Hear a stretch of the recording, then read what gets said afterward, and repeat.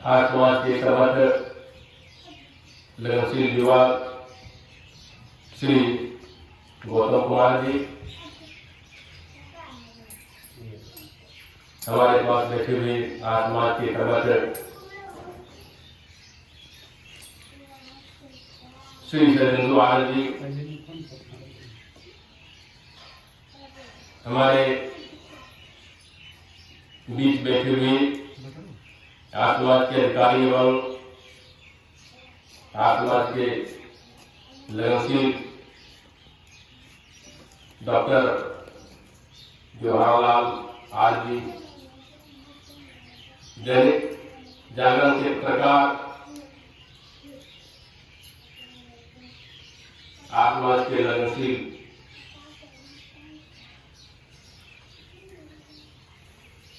अनिल आनंद जी हमारे अतिथि आपका नाम क्या है? अमरजीत कुमार। अमरजीत शुरू से आगे हमारे अतिथि श्री अमरजीत कुमार जी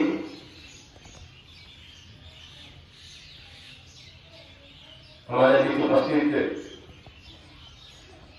शिक्षक श्री धनेश्वर प्रसाद जी मेहनत से आए हुए अतिथि आज समाज के पुरोहित दयानंद आर जी हमारे बीच बैठे हुए मेहनत से आज समाज के कर्मठ लगनशील श्री कमलेश्वर प्रसाद जी की नाम है गुरेला और हमारे बीच उपस्थित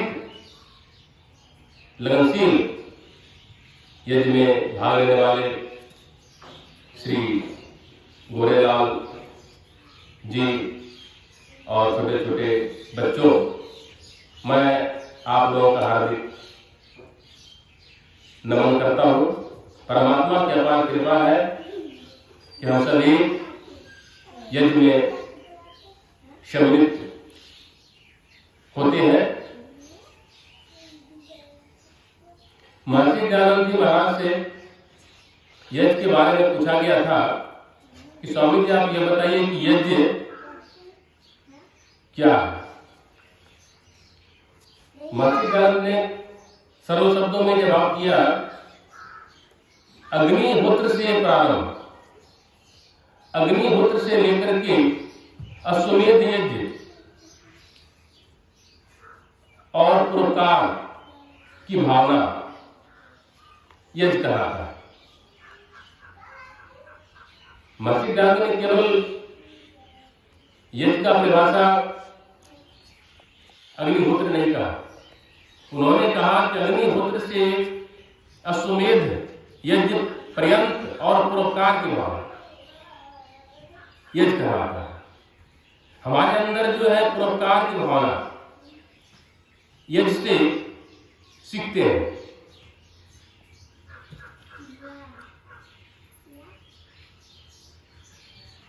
हम सभी ईसाई मत में चले जाएं तो उसके जो प्रचारक है पादरी वे कहेंगे ईसाई बन जाओ, गले में क्रॉस लटका लो। यदि आप इस्लाम मत में चले जाएं तो ये आपको कहेंगे इस्लाम बन जाओ।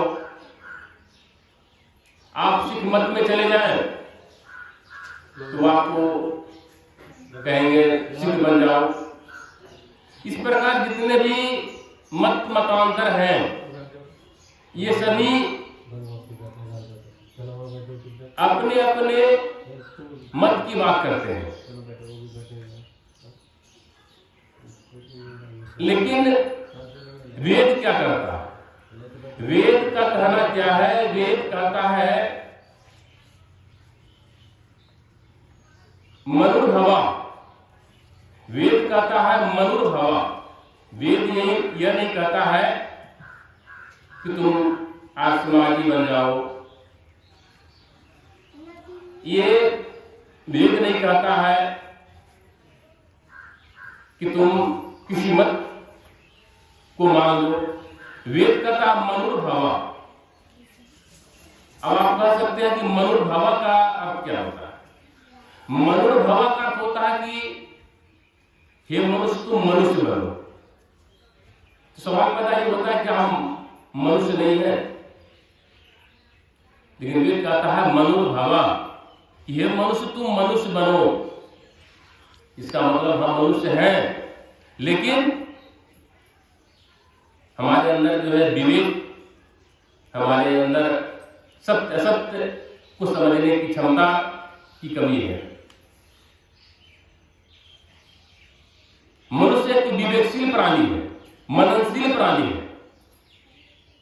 हम सभी विचार कर सकते हैं, सत्य असत्य को समझ सकते हैं। महर्षि दयानंद का भी कोई अपना मत नहीं था। उन्होंने भी ऐसा ही बात कहा कि सत्य सत्य को जानना, सत्य सत्य को समझना, इस संसार के अंदर जो है सत्य क्या है असत्य क्या है इसको जानना। संसार में प्रकृति के अनुकूल सारा कार्य हो रहा है। प्रकृति से विरुद्ध हम नहीं चल सकते हैं।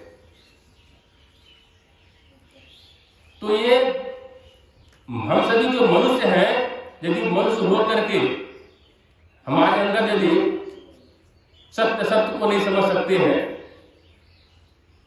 फिर हम मनुष्य कहलाने के लायक नहीं हैं।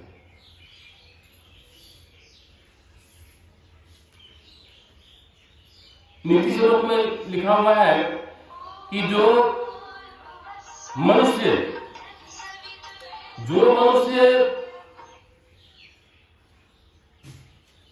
विवेकशील नहीं है, जिस मनुष्य के पास मानवता नहीं है, जिस मनुष्य के पास ज्ञान नहीं है, तो वह मनुष्य पशु के समान है। इसीलिए वेद कहता है मनुर्भव, हे मनुष्य तुम मनुष्य बनो। तो वेद हमें बतलाता है कि हमारा जो जीवन है, हमारा जो जीवन है एक धर्म के अनुकूल सृष्टि के आदि से ही जो है हमें धर्म के अनुकूल जो है बांध दिया गया है। धार्यते धर्म, यानी जो हम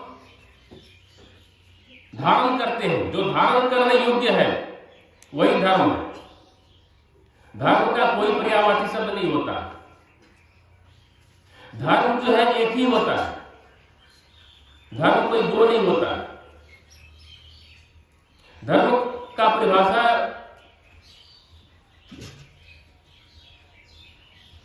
मनु महाराज बतलाते हैं,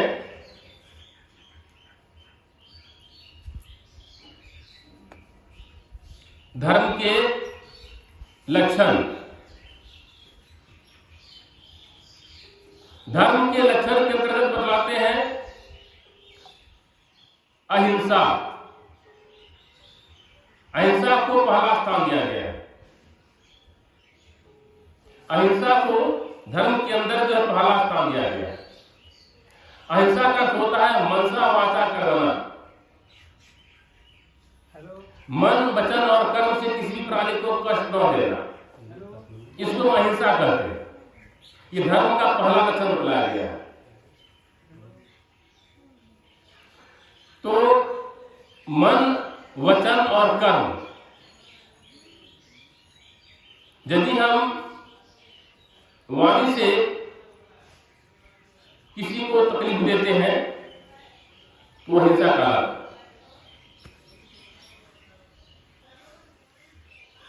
कर्म से यदि हम किसी को दुख देते हैं, किसी को कष्ट देते हैं, वो भी हिंसा कहलाता है। किसी पशु को कष्ट देते हैं, किसी पशु को मारते हैं, वो हिंसा कहलाता है। लेकिन मन, यदि मन से हम किसी के प्रति हम बुरा सोचते हैं तो वो भी हिंसा कहलाता है। इसलिए कहा गया मनसा वाचा कर्मणा, ये धर्म का पहला लक्षण बताया गया। तो मन से भी किसी के प्रति यदि हम बुरा सोचते हैं तो वह भी हिंसा है। धर्म का पहला लक्षण जो है यह बतलाया गया है। तो वेद के अंदर जो है, वेद हमें कल्याण के मार्ग पर चलने का रास्ता बतलाता है। वेद के जितने भी मंत्र हैं, चारों वेदों में 20,000 मंत्र बताया गया है। और यदि हम एक भी मंत्र को यदि हम लेते हैं तो उसमें किसी भी व्यक्ति विशेष की चर्चा नहीं है। वेद में मानव के कल्याण की बात है और मनुष्य मात्र के लिए जो है ये वेद का ज्ञान है। इसलिए कहा गया कि हे मनुष्य तुम मनुष्य बनो। हमें अपने जीवन में क्या करना चाहिए, क्या नहीं करना चाहिए, ये वेद में सारी बातें बतलाई गई। ऋग्वेद विज्ञान कांड, यजुर्वेद कर्म कांड, अथर्ववेद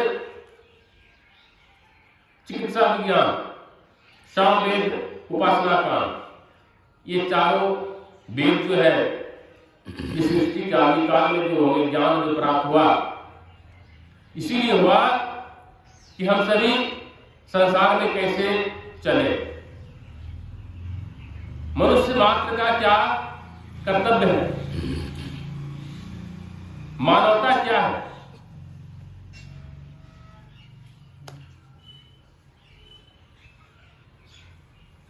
यदि हम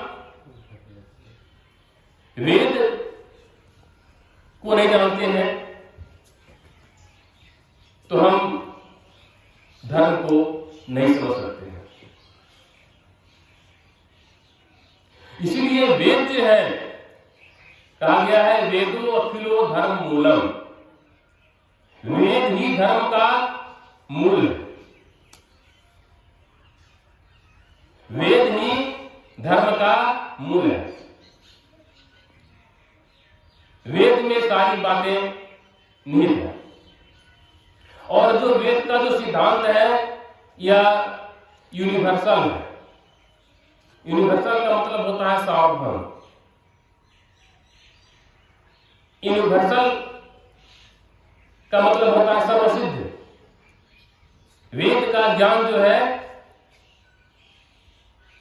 इसको कहते हैं स्वयं सत्य। वेद का कोई प्रमाण नहीं, वेद का स्वतः प्रमाण, वेद का वेद ही स्वतः प्रमाण है। इसीलिए कहा गया है वेदो अखिलो धर्मूलम, वेद ही धर्म का मूल है। जितने भी ऋषि महर्षि धरती पर आए वे सभी वेदों के अनुकूल ही आचरण करते थे। ब्रह्मा से जैमिनी पर्यंत जितने भी ऋषि महर्षि धरती पर आए वे वेदों के अनुकूल चलते थे। उनका जीवन वेदों के अनुकूल था। और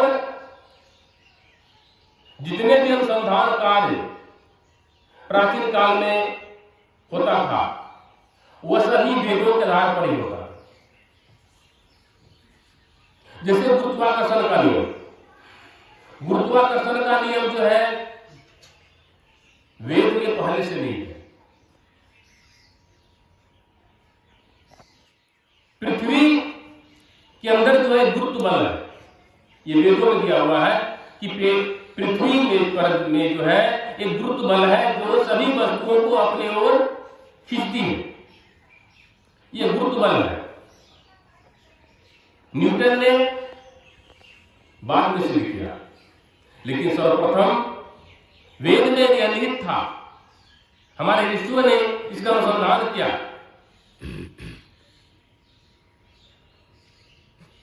जैसे पाइथागोरस का नाम सुनते हैं। पाइथागोरस कौन थे? ये भी एक ऋषि थे। इन्होंने बहुत सारा अनुसंधान किया।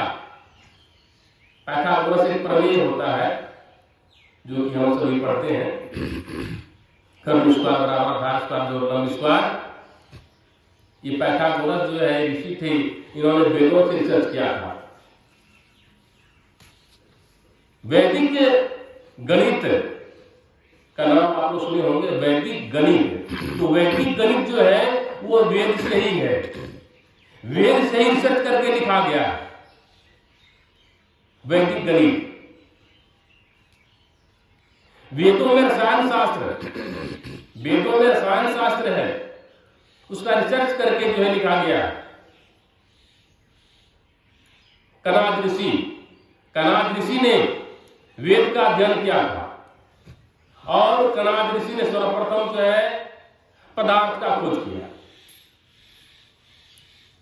सर्वप्रथम जो है कनाद ऋषि ने पदार्थ का खोज किया था। पदार्थ क्या है ये वेद से ही खोज किया था। जितने ऋषि महर्षि होते थे वे वेद से रिसर्च करते थे। वेदों में यज्ञ विज्ञान लोग पीएचडी कर रहा है, वेद से पीएचडी कर रहा है। वेदों में यज्ञ विज्ञान है। तो वेद जो है ज्ञान का सागर है।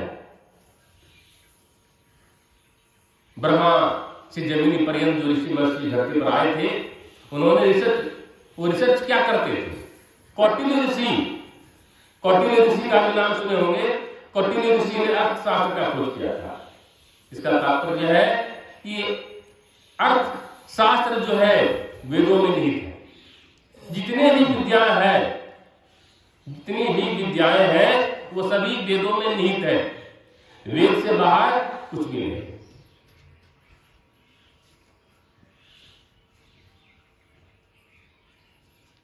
इतिहास का जनक हेरोडोटस माना जाता है। उसने भी वेद का अनुसंधान किया था। उसने भी जो है वह वेद का अध्ययन के पश्चात उसने लिखा था कि वेदों में ज्ञान का भंडार है।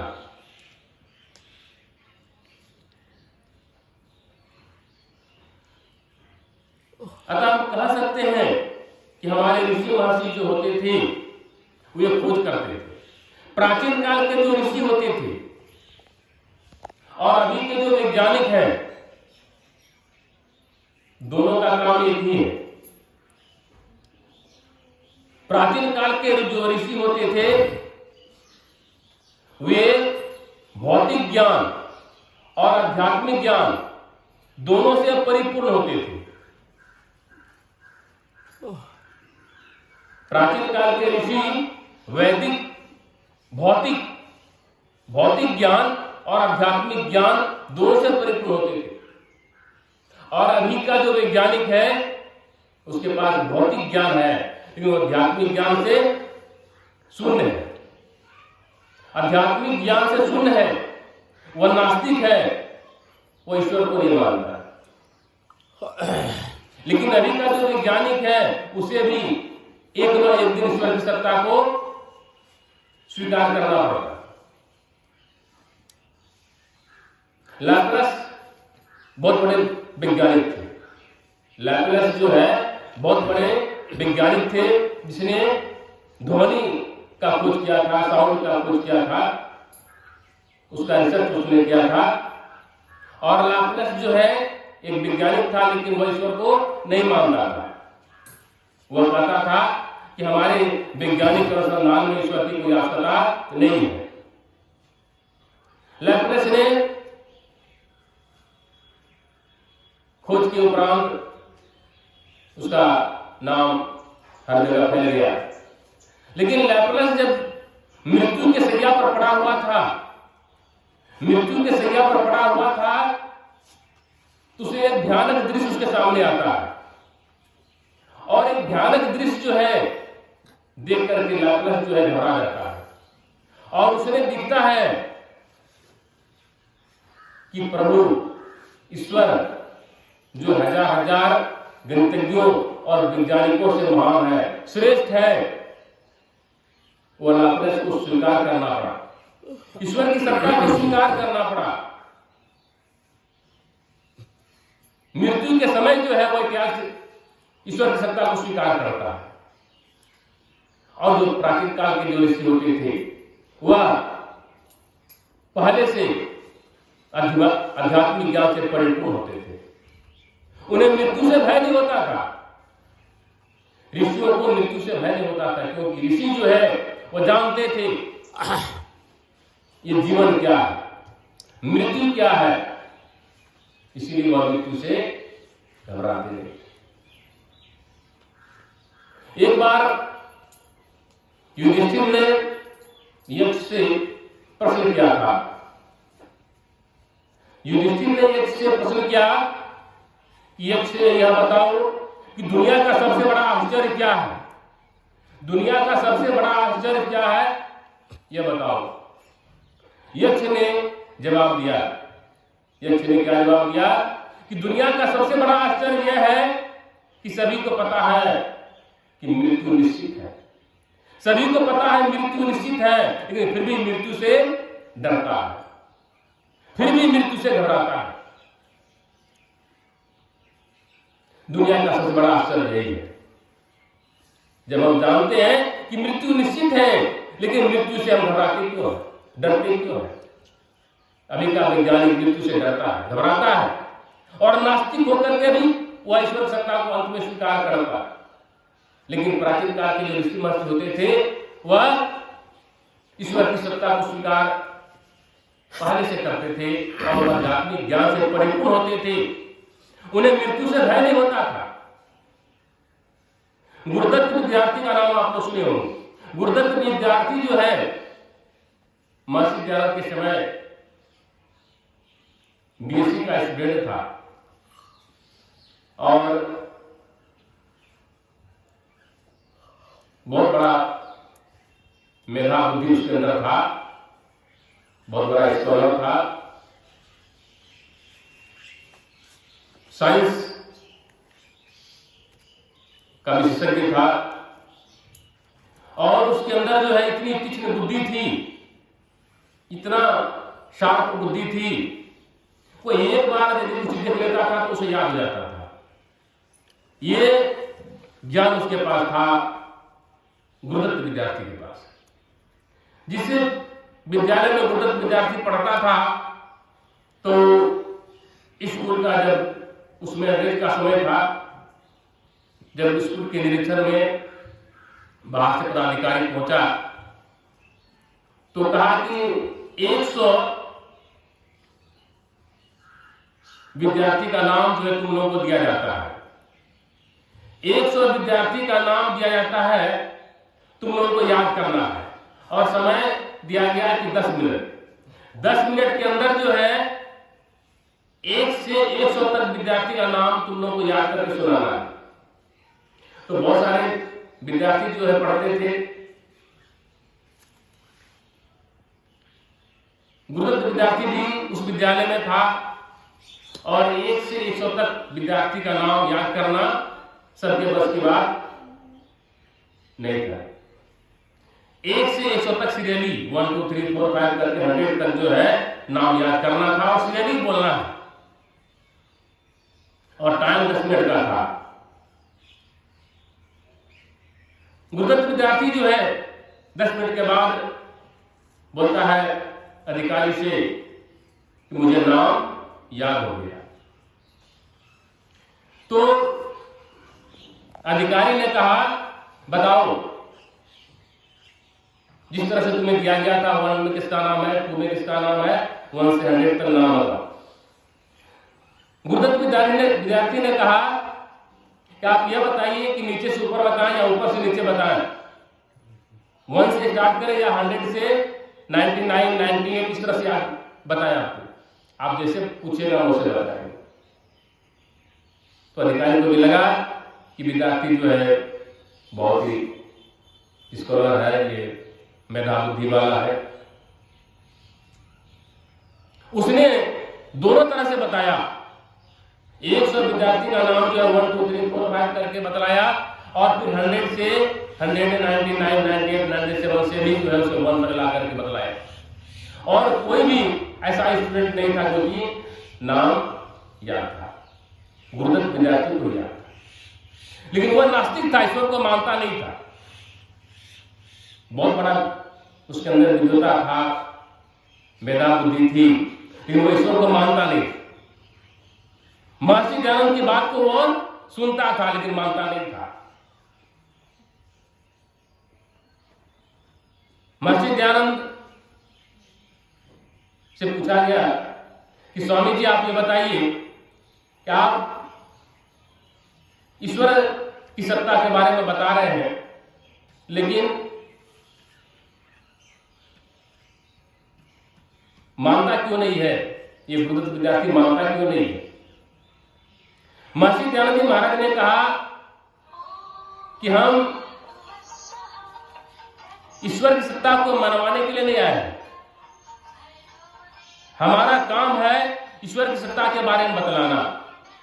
ईश्वर की सत्ता इस संसार में है, हमें यह बतलाना है। और जब तक उसके ऊपर प्रभु की कृपा नहीं होगी, ईश्वर की कृपा नहीं होगी, तब तक वो स्वीकार नहीं करेगा। इसलिए मनवाना मेरा काम नहीं है। मेरा काम है ईश्वर की सत्ता के बारे में बतलाना, ही मेरा काम। गुरुदत्त विद्यार्थी नास्तिक था, वो ईश्वर सत्ता को नहीं मानता। लेकिन जब महर्षि दयानंद जी महाराज मृत्यु की शैया पर पड़े हुए थे और अब पता चला कि ठीक दीपावली के दिन जो है महर्षि दयानंद जी महाराज अपने भौतिक शरीर का त्याग करने वाले हैं, क्योंकि जो योगी होता है उसके अंदर जो है आत्मबल इतना ही मजबूत होता है, इतना ही वो आत्मशक्ति उसके अंदर होता है कि भौतिक शरीर का वो त्याग कर सकता है। महर्षि दयानंद जी महाराज उस दिन सभी अपने भक्तों को बुलाया और उसने कहा कि आज हम भौतिक शरीर का हम त्याग करना चाहते हैं, क्योंकि अब ये भौतिक शरीर मेरा काम नहीं कर रहा। महर्षि दयानंद जी महाराज का वो अंतिम दिन था, लेकिन गुरुदत्त विद्यार्थी ने सोचा कि बहुत बड़े ऋषि हैं, तो कम से कम इनकी मृत्यु को देखना चाहिए कि मृत्यु किस प्रकार होता है। वो गुरुदत्त विद्यार्थी जो है उनके मृत्यु को देखने के लिए उनके पास नहीं गया, लेकिन जिस भवन में वो बैठे हुए थे, जिस कमरे में वो बैठे हुए थे महर्षि दयानंद जी महाराज, जहां उनके बहुत सारे भक्त बैठे हुए थे, ठीक उसके ऊपर एक वेंटिलेटर था, जहां से वह महर्षि दयानंद जी को देख रहा कि उनकी मृत्यु कैसे होती है, यह देखना चाहता था गुरुदत्त विद्यार्थी। गुरुदत्त विद्यार्थी ने ठीक महर्षि दयानंद जी महाराज के सामने बहुत सारे भक्त बैठे हुए हैं और वो गुरुदत्त विद्यार्थी जो वेंटिलेटर से देख रहा है कि ऋषि की मृत्यु कैसे होती है। महर्षि दयानंद जी महाराज ने कहा अपने भक्तों को, जो उनके अनुयायी थे, कि देखो ये प्रभु की लीला है और जो ईश्वर ने क्या वो रचा किया। और उन्होंने गायत्री मंत्र का जाप किया और गायत्री मंत्र का जाप करने के पश्चात जो है उन्होंने 3 बार बोला, प्रभु प्रभु तेरी इच्छा पूर्ण हो, प्रभु तेरी इच्छा पूर्ण हो, प्रभु तेरी इच्छा पूर्ण हो। उनके अंदर कोई भी आंसू, उनके आंखों में आंसू नहीं था, न वो दुखी थे, उनके चेहरे पर वही चमक था जो पहले था। जो चेहरे पर जो चमक था वो चेहरे पर चमक अभी भी है। और ये कह करके उन्होंने भौतिक शरीर का त्याग किया था। भौतिक शरीर का त्याग करने के पहले उसने 3 बार बोला, महर्षि दयानंद जी बोले थे, प्रभु तेरी इच्छा पूर्ण हो। और इसके बाद उन्होंने भौतिक शरीर का त्याग किया। गुरुदत्त विद्यार्थी ने देखा। गुरुदत्त विद्यार्थी ने जब महर्षि दयानंद की मृत्यु को देखा तो ठीक उसी दिन से वह नास्तिक से आस्तिक हो गया, नास्तिक से वह आस्तिक हो गया। उन्होंने वह समझ गया कि जो ऋषि होते हैं वे मृत्यु से डरते नहीं, मृत्यु से घबराते नहीं है। जो ईश्वर को जान लेता है वह मृत्यु से घबराता नहीं है, डरता नहीं है। यही सबसे बड़ा दुनिया का आश्चर्य है कि आज सभी मृत्यु से डरते हैं, घबराते हैं। आज का बड़े बड़े वैज्ञानिक, बड़े बड़े गणितज्ञ जो नास्तिक है वह मृत्यु से डरता है, मृत्यु से भयभीत होता है। लेकिन जो जिसको ईश्वर पर भरोसा है वह मृत्यु से नहीं डरता है। जिसको ईश्वर पर भरोसा है वो किसी से डरता नहीं। महर्षि दयानंद महाराज के अंदर जो है वो आत्मिक बल था। महर्षि दयानंद महाराज ने अपने भौतिक शरीर का त्याग किया और गुरुदत्त विद्यार्थी उसी मृत्यु को देख करके वो आस्तिक हो गया और उन्होंने सत्यार्थ प्रकाश जब लिया अपने हाथों में तो लगातार 17 बार सत्यार्थ प्रकाश को पढ़ा और वह वेद का प्रचारक हो गया। गुरुदत्त विद्यार्थी वो समझ गया कि संसार में ईश्वर की सत्ता है, ईश्वर की सत्ता को उन्होंने स्वीकार कर लिया, वो नास्तिक होकर। तो संसार में जितने भी लोग हैं जो नास्तिक हैं, जो ईश्वर को नहीं मानते हैं, फिर एक ईश्वर सत्ता को स्वीकार करना पड़ता है। मृत्यु के समय लोग घबराता है, लेकिन जो आस्तिक होता है, इसको ईश्वर पर भरोसा है, ईश्वर पर विश्वास है, वो डरता नहीं है, घबराता नहीं है। उसके अंदर वही तेज जो पहले था मृत्यु के समय भी रहता है। इसलिए वेद कहता है मनुर्भव, हे मनुष्य तुम मनुष्य बनो। यदि हम मनुष्य होकर के मननशील नहीं है, सत्य सत्य को नहीं समझ सकते हैं, ईश्वर को नहीं जान सकते हैं, तो फिर मनुष्य होने का क्या लाभ। महर्षि दयानंद महाराज कहते हैं यदि कोई अन्यायकारी है और बलवान है उसे डरना नहीं चाहिए, और यदि कोई धार्मिक है और दुर्बल भी है, निर्बल भी है, उसे डर नहीं चाहिए। क्योंकि जो दुर्बल है, निर्बल है और धार्मिक है उसके अंदर आत्मिक बल है, लेकिन जो शक्तिशाली है और अन्यायकारी है उसे नहीं डरना चाहिए, उसे घबराना नहीं चाहिए, हमें उसका सामना करना चाहिए। इसलिए वेद का काम मनोभव, हे मनुष्य तुम मनुष्य बनो। इसलिए यह हमें कोई नया मत और संप्रदाय में चलने का बात वेद नहीं कहता है। वेद कहता है हम सत्य सत्य को जाने, वेद को जाने, वेद का ज्ञान प्राप्त हो। जिस प्रकार ब्रह्मा से जमीनी पर्यंत सभी ऋषि महर्षि ईश्वर को जानते थे, वेद को जानते थे, वेद का अध्ययन करते थे और वैदिक परंपरा को जीवित रखे, ठीक उसी प्रकार हम सभी वेदों का अनुकूल चलें, वेदों का पालन करें। इतना ही कहकर मैं अपनी वाणी को विराम देता हूं। ओम शांति अंतरिक्षं शांति पृथिवी शांति रापः शांति रुद्रोदयः शांति वनस्पतयः शांति विश्वदेवः शांति ब्रह्म शांति सर्वं शांति शांति